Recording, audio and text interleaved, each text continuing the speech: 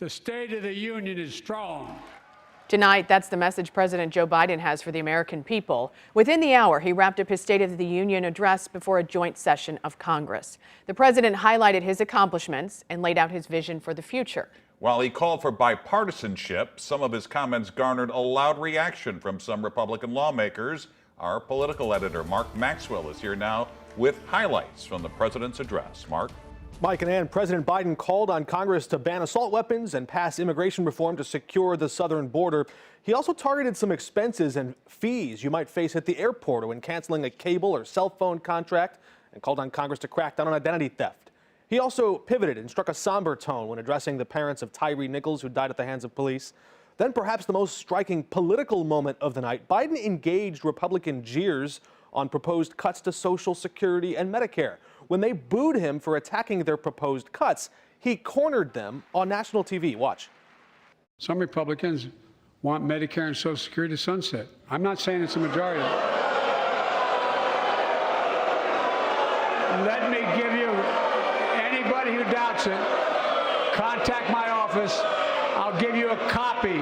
I'll give you a copy of the proposal. That means Congress doesn't vote. Well, I'm glad to see you. And I tell you, I enjoy conversion. But it's being proposed by individuals. I'm not politely not naming them, but it's being proposed by some of you. Look, as we all apparently agree, Social Security and Medicare is off the books now, right? They're not to be sponsored. Biden also showed some sensitivity to the sting of inflation, but he blamed that on gas and oil companies. Again, Republicans laughed when he suggested the country might wean itself off fossil fuels in the next decade. We're still going to need oil and gas for a while. But guess what? No, we do. Have you noticed Big Oil just reported its profits, record profits? Last year they made $200 billion in the midst of a global energy crisis. And when I talk to a couple of them, they say, we're afraid you're going to shut down all the oil wells, all the oil refineries anyway, so why should we invest in them?